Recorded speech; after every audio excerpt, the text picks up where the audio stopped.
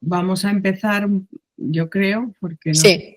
Eh, bueno, bienvenidos a todos. Muchas gracias por compartir. Os presentamos a Rafael Polo, que es actualmente pues, un gran colaborador de la asociación. En este momento, la Junta de Familias de la FD estamos dando muchísima importancia a la función del trabajo del cónyuge, pues como sabéis todos, para evitar tener independencia económica y tener una vida laboral continua.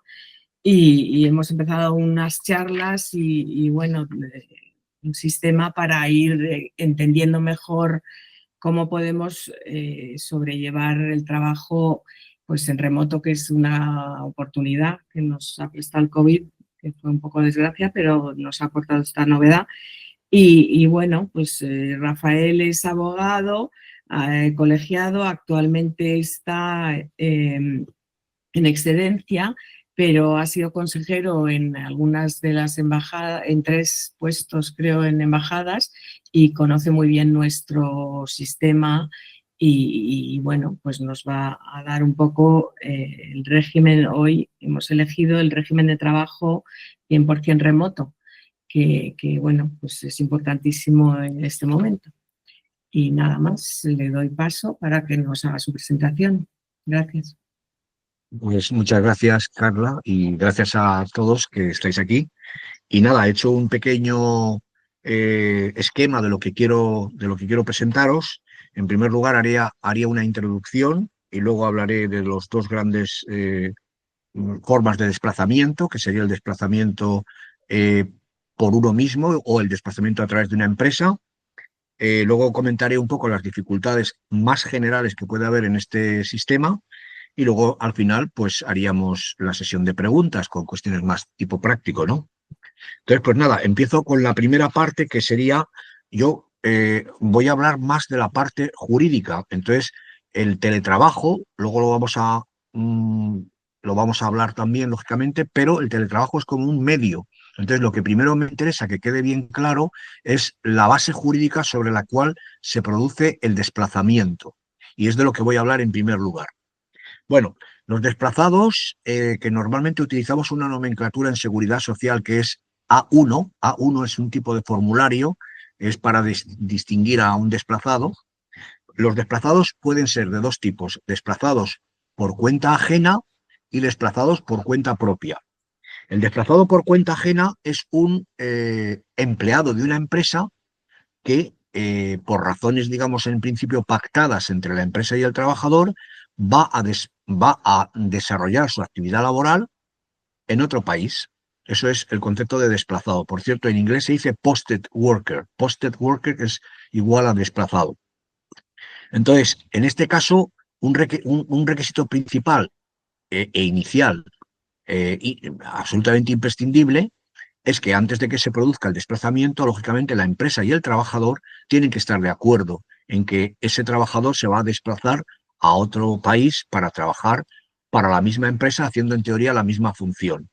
Es decir, previamente tiene que haber un expreso acuerdo entre empresa y trabajador, que normalmente se debe de reflejar en el contrato de trabajo. Pero es la empresa la que en un momento determinado decide de enviar, vamos a decirlo así, a uno de sus empleados a otro país. Y esto es un poco el concepto de desplazado dependiente de una empresa.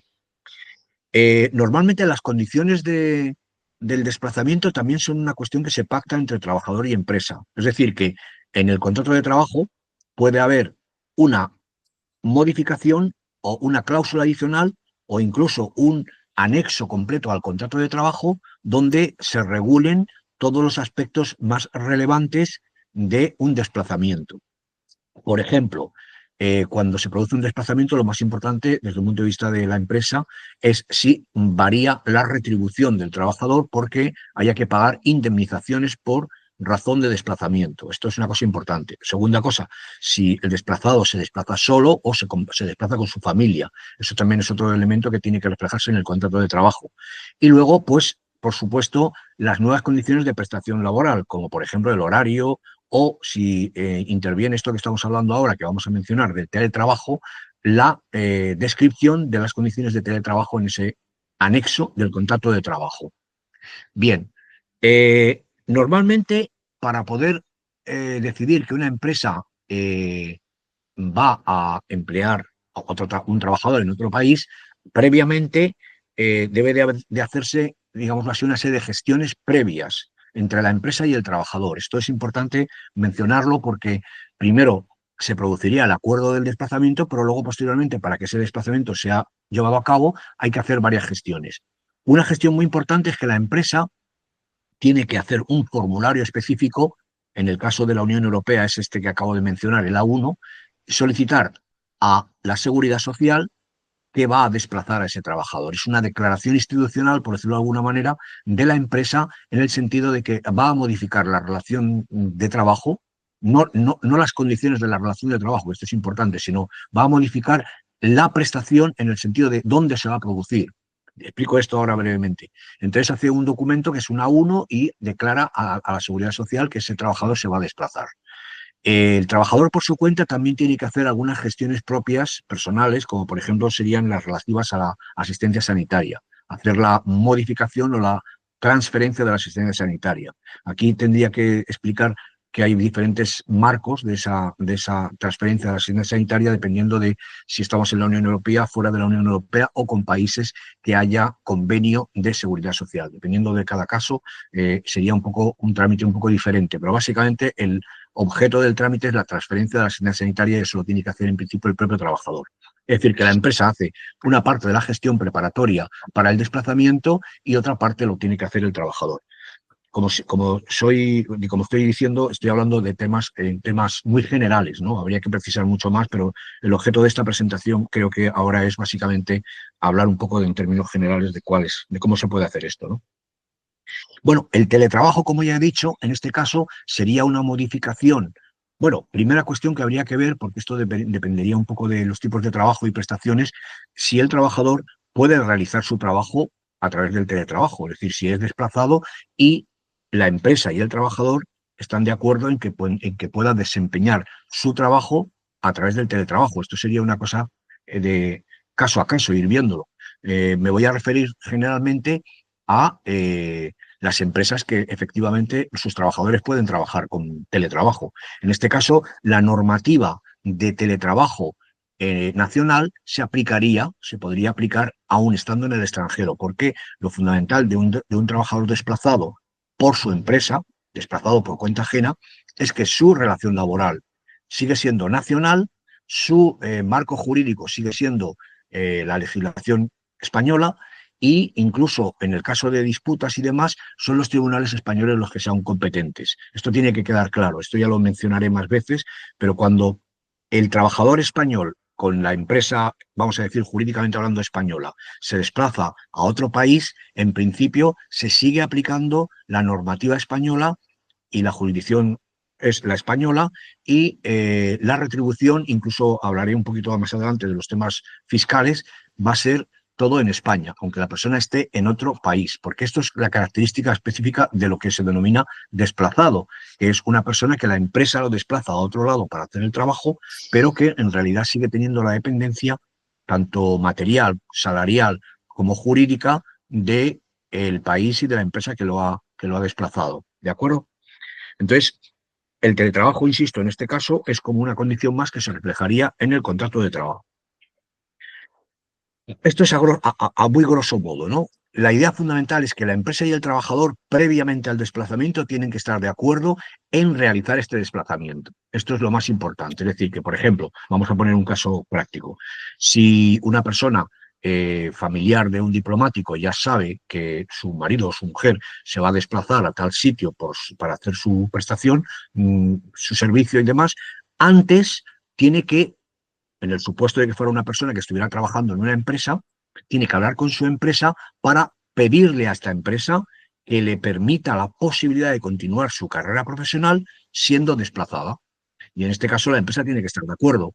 En realidad no hay otra forma de poder hacer esto. Esto es la forma normal que se tiene que hacer. Es decir, hay una obligatoria negociación previa. Y esto es un poco lo que habría como conclusión fundamental lo que habría que hacer antes de que se produzca el desplazamiento en el caso del desplazado por empresa. Bien, pasamos ahora al desplazado por cuenta propia. Hemos visto el desplazado por cuenta ajena, en términos generales. El desplazado por cuenta propia es un autónomo que, en este caso, tiene una relación, en principio, no laboral, es un profesional autónomo, tiene, en todo caso, contratos mercantiles o contratos de servicios, tiene una posibilidad, digámoslo así, mayor, porque tiene mayor autorregulación y mayor flexibilidad, tiene la posibilidad de desplazarse a sí mismo. En este caso no es la empresa la que decide el desplazamiento, sino que es el propio trabajador autónomo, el propio autónomo el que decide desplazarse y desplazar su actividad. En el caso del autónomo, lo más importante quizás habría que decir es que para poder hacer esto tiene que tener una cotización previa, tiene que tener un periodo de carencia previo y no lo puede hacer de manera inmediata. Por lo tanto, también aquí se produce la necesidad de pensar con antelación antes de producir el desplazamiento, es decir, hacer un tipo de planificación. Pero se supone, porque aquí habría que ver dos supuestos distintos, se supone que si es una persona que ya tiene una actividad profesional por cuenta propia, lo que tiene que hacer simplemente es planificar este desplazamiento. Por contra, si es una persona que no ha hecho ninguna actividad por cuenta propia hasta ese momento, entonces en este caso tiene que por lo menos tener en cuenta un periodo de carencia de 2 meses, que es lo que pide la Seguridad Social. Es decir, no podría realizar el desplazamiento si no inicia una cotización previa de 2 meses para que luego posteriormente se autorice su desplazamiento por cuenta propia. Esa es la pequeña diferencia, pero es importante tener en cuenta esto porque puede haber una persona que viene desarrollando una actividad profesional por cuenta propia que quiere desplazarse y ya lo tendría más sencillo y, sin embargo, puede haber, en este segundo supuesto, una persona que piensa hacer esta actividad para continuar su actividad profesional o desarrollar de nuevas una actividad profesional en el extranjero porque se va al extranjero y entonces tiene que prepararla para iniciarla. En este segundo supuesto es donde se produce el periodo de carencia necesario, que son, como he dicho antes, 2 meses. Bueno, tiene que ser una actividad, en el caso del autónomo, estamos hablando del caso del autónomo que se desplaza a sí mismo, una actividad definida y registrada. Es decir, que previamente se ha registrado la actividad con los códigos de actividad que tiene establecido tanto la Seguridad Social como Hacienda. Tiene que haber hecho una declaración, tiene que estar registrado, tiene que ser una actividad, digamos, formal y tiene que hacer el A1 también, este formulario que hemos dicho, pero en este caso no es la empresa la que hace el A1, sino lo hace el propio trabajador, el propio autónomo se hace el A1. Y bueno, pues hace también insisto en esta cuestión, una preparación previa, en este caso incluso, de cómo va a realizar la actividad. Porque, por ejemplo, en el tema del teletrabajo, pues volvemos un poco a lo que estábamos hablando antes, ver si la actividad que va a realizar en otro país es posible realizarla por vía de teletrabajo. Hay actividades que sí que lo son, que son muy claramente posibles hacerlas con teletrabajo, pero otras no está tan claro. Entonces tiene que pensar un poco en digamos, la posibilidad técnica de llevar a cabo eso. El autónomo puede tener algún tipo de dificultades con 2 puntos que no voy a tratar muy ampliamente, pero sí que los voy a dejar reflejados, y es la fiscalidad, por una parte, y la seguridad social. Aunque el principio para ambos, bueno, la seguridad social me refiero a la asistencia sanitaria, pero el principio para ambos casos es que el autónomo, aun estando desplazado, su fiscalidad también va a depender de España si es residente fiscal en España antes de iniciar su actividad y su asistencia sanitaria también es una asistencia sanitaria que va a depender de su cotización en España. Lo mismo, en este caso, como me refería antes a las condiciones pactadas con la empresa, que serían las condiciones pactadas para un trabajador por cuenta ajena, en el caso de cuenta propia, si es una persona que presta su actividad con contratos mercantiles, pues también tiene que adaptar esa circunstancia a su nueva, digo, esos contratos a su nueva circunstancia. Es decir, que tendría en este caso, habría que ver qué contratos mercantiles, si es que los tiene o tiene que desarrollar alguno, se necesitan para ajustar su actividad a la nueva situación, al nuevo país donde vaya a estar. Pero básicamente sería eso, ajustar su actividad y darle una forma jurídica que le permita la prestación de servicios en otro país, pactar con sus proveedores o con sus clientes el servicio de esta manera. El teletrabajo, abordo un poco el tema del teletrabajo ahora de forma específica. Como ya he dicho antes, el teletrabajo, la normativa del teletrabajo que se aplicaría en ambos casos sería la normativa española. Si la empresa, en el caso del trabajador por cuenta ajena, permite una prestación híbrida, como se dice, una prestación híbrida quiere decir que hay algunos días en los que físicamente la persona tiene que acudir al centro de trabajo que se establezca, pero otros días puede hacer el teletrabajo y trabajar en remoto de forma permanente.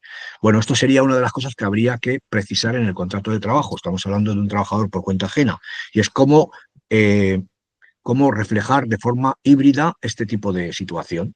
Por supuesto, si es una persona que está en un país muy lejano, la presencia física en la oficina tiene que ser, pues, por poner un ejemplo, he tenido algún caso de este tipo, una vez al mes, por ejemplo, o una vez cada 2 meses, que pudiera la persona desplazarse al centro de trabajo del que depende. Si el trabajo se puede hacer de forma completamente remota, no es necesario definirlo como híbrido. Pero muchas empresas, por diferentes razones de carácter, sobre todo de recursos humanos, consideran que los trabajadores algunas veces tienen que estar físicamente en la oficina o en el centro de trabajo en alguna ocasión. Entonces, esto es una cosa que también tiene que reflejarse en el contrato de trabajo y que formaría parte del anexo al contrato de trabajo que tenga el trabajador. Por cierto, cuando hablamos de un contrato de trabajo y hablamos de un trabajador que se va a desplazar, para mí es importante señalar la diferencia que hay entre un trabajador que tenga un contrato indefinido, un trabajador que tiene un contrato indefinido, su condición de indefinido continúa, es decir, ya es un trabajador fijo de la empresa, lo que pasa es que temporalmente está prestando el servicio en otro país, pero sigue teniendo una relación de contrato de trabajo indefinido. Esto puede ser distinto de o bien los supuestos en los que se contrata a una persona para desplazarla ad hoc, en este caso se la contrata, pero se le dice, te vamos a desplazar, que ahí hay que hacer también el periodo de carencia de 2 meses y que a lo mejor al cabo de la prestación, el desplazamiento en otro país, se termina su contrato de trabajo. Eso sería una condición muy específica que tendría que reflejarse también en el contrato de trabajo. O otro tipo de circunstancias, como podría ser un trabajador que al cabo del tiempo suma suficientes periodos o encadenamiento de contratos y termina por ser un contrato indefinido, pero su prestación está siendo en el extranjero. Esta cuestión no afecta a la... Es decir, el hecho de que el trabajador esté en el extranjero no afecta a la naturaleza de la relación laboral. Es lo que quería un poco reflejar. Es decir, que si es un trabajador normalmente con un contrato indefinido, sería probablemente más fácil que la empresa confíe en que se tiene que desplazar y va a desplazarse para poder hacer la prestación en otro país. Bien, bueno, estas un poco son las ideas generales de lo que podríamos denominar desplazamiento por cuenta ajena y desplazamiento por cuenta propia. Y el uso del teletrabajo como medio de trabajo, que en realidad no tiene ningún problema, porque como hemos dicho, justamente lo ha mencionado Carla antes, desde que estamos en esta nueva situación de pandemia, después de la pandemia, el uso del teletrabajo se ha desarrollado muchísimo y en realidad, en el caso del contrato por cuenta ajena, es la empresa la que puede poner algunas condiciones, pero condiciones generales de la legislación que tenemos en general. Por ejemplo, los empleados públicos generalmente desde que está establecido el teletrabajo pueden trabajar un par de días en teletrabajo y 3 presenciales. Pues, por ejemplo, algunas empresas pueden hacer este formato o otro tipo de formato, pero cuando el trabajador está desplazado, lo que hay que pactar con ese tipo de, digamos, de acuerdo es cuánto tiempo o de qué manera el tiempo híbrido, es decir, presencial, se tendría que hacer con la empresa de manera que el trabajador pudiera desplazarse en unos periodos determinados. Pero vamos, que en definitiva, es lo que pacte la empresa y el trabajador, en el caso del trabajador por cuenta ajena.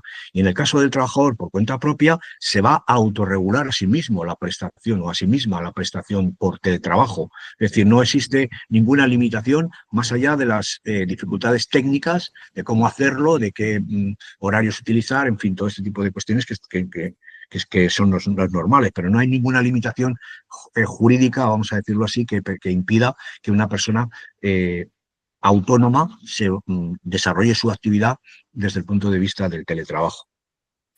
Bueno, quería reflejar un par de un par de cuestiones que podríamos decir riesgos o problemas, porque me habéis pedido que hable un poco de esto, de los riesgos y de los problemas. Bueno, en el caso del trabajador desplazado por una empresa, el primer riesgo que podría tener, bueno, no es un riesgo, es una dificultad, vamos a decirlo así, es que normalmente cuando el trabajador va a otro país, la seguridad social y el hecho del desplazamiento exige de un establecimiento. El establecimiento es un concepto jurídico que quiere decir dónde está físicamente ese trabajador que se ha desplazado. Y normalmente las empresas, aquí habría que ver caso a caso, lo que tienen es o una contraparte o una filial, una contraparte que puede ser una empresa con la que trabajan o pueden tener un contrato mercantil con otra empresa para una prestación de servicio. Entonces, problema del trabajador desplazado o dificultad del trabajador desplazado por cuenta de una empresa, por cuenta ajena, es que tiene que definirse previamente en dónde va a prestar físicamente, dónde va a estar ubicado físicamente ese trabajador. Entonces, por ejemplo, bueno, pienso en, esto es un tema general, vamos, pienso no en países de la Unión Europea, pero en otros países que quizá pueda haber mayor dificultad, pero el problema fundamental es que la empresa que vaya a desplazar a este trabajador tiene que tener una ubicación en ese país para esta persona.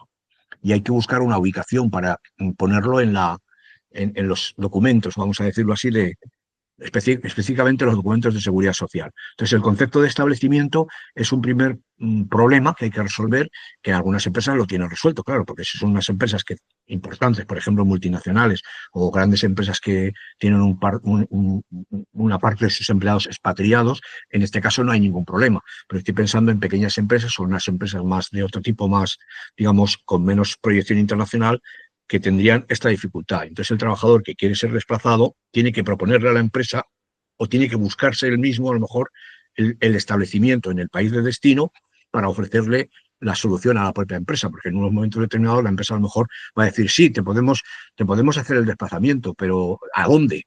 No vamos a buscar un sitio, tienes que buscártelo tú, no sé. Sería caso por caso ir viendo, pero este es un primer problema, el desplazamiento. Perdón, el establecimiento, digo, del desplazado por cuenta ajena. El desplazado por cuenta propia no tiene ningún problema en este sentido, porque el establecimiento es su propio domicilio. Es decir, en el caso del autónomo va a poner su propio domicilio, ¿vale? Entonces no va a haber ninguna dificultad, va a trabajar en su propia casa. La empresa, en el caso del trabajador por cuenta ajena, podría en un momento determinado establecer que fuera también su propio domicilio el centro de establecimiento, pero algunas veces hay unas limitaciones en el mercado de trabajo con relación a esta cuestión. Incluso en el caso de los autónomos también puede haber una limitación porque el autónomo cuando va a otro país, en teoría, va a prestar un servicio y en algunos países se les exige una precisión de esa prestación de servicio, cómo se va a hacer, digámoslo así. Pero no es una dificultad insalvable, es solamente una dificultad administrativa. Yo lo veo más bien como dificultad administrativa, pero previamente hay que definirla, cómo se va a resolver el asunto. Autónomo en su casa normalmente y autónomo por cuenta y trabajador por cuenta ajena, tiene que haber un establecimiento. Otra cuestión también importante es la asistencia sanitaria. En algunos países los autónomos tienen que pagar un doble seguro, porque consideran que algunos países que hay una actividad laboral en su territorio y entonces tiene que haber un aseguramiento. En este caso hay que ver país por país si el aseguramiento que lleva el autónomo desde España es suficiente, porque en muchos casos lo va a ser, pero habrá que hacer alguna serie de gestiones administrativas, o, sin embargo, tiene que concertar algún tipo de seguro adicional, que sería un seguro parecido a lo que podríamos denominar un seguro de responsabilidad laboral, por decirlo de algún modo, seguro de cobertura sanitaria, pero para actividad profesional, ¿no? Eso sería otra de las cosas que también hay que ver. Y una tercera cuestión que también me parece importante es el tema fiscal, pero lo menciono de manera muy genérica. Tanto los trabajadores por cuenta ajena como los trabajadores por cuenta propia, inicialmente se les imputa como residentes fiscales de España. Es decir, que aunque estén haciendo su actividad fuera del territorio nacional, sin embargo, no se va a modificar, aun estando fuera, no se va a modificar su régimen fiscal. es decir, van a ser residentes fiscales en España. Pero en algunos países, cuando se hace una actividad en su territorio, algunos países pueden exigir una declaración fiscal, que no significa necesariamente que vayan a tributar, o no significa que haya a haber una doble tributación, sino que significa que hay que declarar a las autoridades fiscales del país en el que se desarrolla la actividad qué actividad están realizando, y ellos determinan, estas autoridades fiscales, si hay alguna parte de esa actividad que tenga el carácter de tributable en el país. Normalmente, cuando el pagador es un pagador extranjero, en este caso sería la empresa española, vamos a decirlo así, o el autónomo tiene su centro de radicación y actividad principal en España, el régimen fiscal no se va a modificar. Y lo único que en algunos supuestos, eh, en vez de hacer el impuesto de la renta, se hace el impuesto de la renta de los no residentes, impuesto de la renta IRNR, que es los que hacen el impuesto de la renta igual que un nacional, pero están en el extranjero y hacen esa modalidad de declaración para el impuesto de la renta. Bueno, estas son las tres cosas más, digamos, bueno, riesgos. Habría una cuestión que también se me ha preguntado sobre el tema de que si existen riesgos para las empresas españolas. Eso no lo he entendido muy bien, porque en principio una empresa que decide desplazar a un trabajador no tiene, no existe un riesgo. El único problema es lo que he dicho anteriormente, de que tiene que tener una contraparte, debería de tener una contraparte, porque se entiende que ese trabajador va a prestar una actividad, es una actividad temporal, y tiene que haber como un centro de actividad de esa persona, que es lo que se denomina el concepto jurídico de establecimiento. Es la única pega que veo, pero riesgo como tal no le veo ningún riesgo para la empresa, digámoslo así. En el caso de los autónomos, los desplazados autónomos desplazados, el único riesgo que podría haber es que necesitan probar ante las autoridades donde están que también tienen clientes o prestan algún tipo de servicio o actividad como autónomos en ese territorio. Esa es puede ser un requisito que pudiera plantearse en algunos casos, pero porque estos autónomos en principio van a desarrollar su actividad en otro país, pero dependen de España, dependen del régimen que tengan de actividad en España. Y la única duda sería si algunos países podrían exigirles declarar algo en relación a su actividad en el país en el que están trabajando.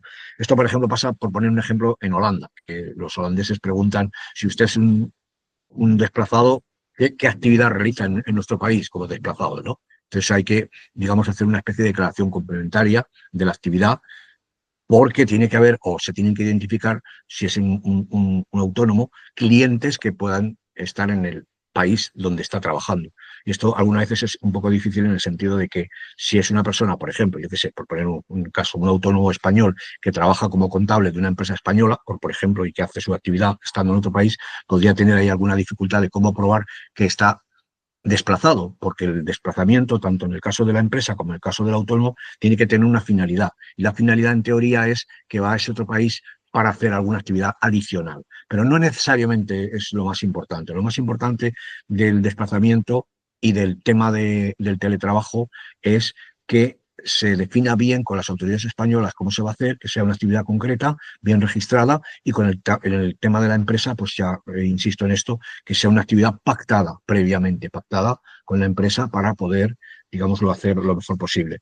Una cuestión también interesante desde el punto de vista de dificultad, bueno, interesante por tenerla en cuenta, es que el desplazamiento en general, tanto en la modalidad de empresa como en la modalidad de autónomo, tiene una limitación temporal de 5 años. Es decir, después de los 5 años no se puede, en un mismo periodo, a no ser que hubiera circunstancias muy excepcionales, que no serían el caso. Precisamente uno de los grupos en los que podría hacerse una excepción son los funcionarios, pero estamos hablando de los familiares de los funcionarios, y en este caso no serían funcionarios. Para poder romper o poder prolongar más allá de los 5 años el estado de desplazamiento. Entonces, cuando se produce eso, lo que hay que hacer es como iniciar la cadena de nuevo, es decir, tendría que haber un periodo de no actividad, que puede ser como mínimo entre 2 y 6 meses. En principio yo creo que los 2 meses son suficientes, porque son el periodo de carencia que también se exige para poder iniciar la actividad como autónomo, y posteriormente sería un nuevo destino, una nueva actividad, perdón, no una nueva actividad, un nuevo destino, un nuevo periodo de desplazamiento y se podría volver a recontar otros 5 años. Pero vamos a decir que al cabo de 5 años tiene que haber necesariamente una parada, ¿no? Una parada de actividad y una parada de cotización, aunque fuera temporal, muy temporal, de, ya digo, mínimo 2 o 3 o 4 meses, una cosa así.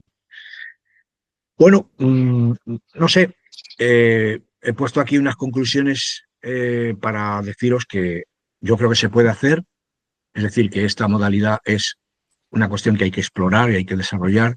No está muy, digamos, no está desarrollada mucho porque normalmente los que son desplazados son por empresas multinacionales que tienen esto muy organizado y que es un contexto un poquito diferente, pero ese es el marco jurídico que se puede usar. Autónomos que se desplacen a sí mismos, hay muy pocos, pero lo mismo, es una cuestión a explorar y es posible hacerlo perfectamente, es simplemente una cuestión de cotizar, vamos a decirlo así, hay que cotizar y tenerlo organizado y, bueno, tener una actividad bien definida y ver si hay alguna limitación en países concretos. Hay que planificar con antelación todo esto, tanto en el caso del autónomo como el caso del desplazado por cuenta ajena. Es necesario tener una planificación previa, yo diría que de como mínimo de 3 meses o tiempo mínimo para poder hacer las gestiones previas que hay que hacer en el país, que hay que hacer en España, porque para ser desplazado, si tú estás ya en el destino, es muy complicado, hay muchas complicaciones, no es imposible, pero es complicado hacerte desplazado una vez que has salido. Es mejor hacerlo antes y dejar todo, digamos, tramitado previamente, ¿no? El teletrabajo, como he indicado antes, es parte del contrato laboral. Es una cuestión que quiero subrayar. Es parte del contrato laboral y el contrato laboral generalmente es un contrato que se pacta entre las partes, de modo que si la empresa y el trabajador deciden hacer teletrabajo solamente y en unas determinadas condiciones, eso se pone en un anexo al contrato de trabajo y es perfectamente válido. Ese es el marco jurídico que tiene que... Y claro, cuando una persona está teletrabajando en otro país, probablemente no sea de aplicación todo el marco regulatorio del teletrabajo a nivel nacional. Pero insisto, en esto volvemos a lo que sigo repitiendo, depende de la empresa y de cuál es el acuerdo al que lleguen las partes. Y nada, en el caso del autónomo se regula a sí mismo esa posibilidad del teletrabajo, es decir, que en realidad no tiene ninguna limitación, es mucho más flexible en el caso de un trabajador por cuenta propia, eso es evidente. Bueno, no sé cuánto tiempo llevo hablando, pero he llegado a Eh, mi punto final y ahora, Vale. ¿cuánto llevo? sí, Pues bueno, son las 5:15, un poco más de media hora, porque hemos empezado un poquito Media hora. tarde. Bueno, vale. No sé, Loret, ¿qué- Sí, Loreto, quería yo creo reflejar, que abrimos sí, paso, Rafa, si te a las parece, a la preguntas, parte de claro. preguntas, que yo creo que va a ser lo más interesante, dada nuestra situación, pues es muy casuística y aunque aquí tu exposición ha sido muy clara y positiva, la Nada, realidad en la que nos encontramos es de muchísimas dificultades por parte de sí, las empresas cuando estamos hablando de una relación por cuenta ajena, como en el caso de que sea por cuenta propia, en el de los autónomos, pues sí que hemos visto alguna normativa o alguna, es que ahora mismo yo no lo recuerdo, pero sí que nos daba un poco de miedo que hubiese una limitación temporal inferior, pues claro, a lo que suelen ser los destinos de nuestros cónyuges. Entonces, bueno, no sé si por no acaparar yo, que soy miembro de la Junta, de la FD, me gustaría que las personas que nos acompañan hoy lanzaran sus preguntas y yo dejo las mías, que tengo algunas que además me han trasladado otros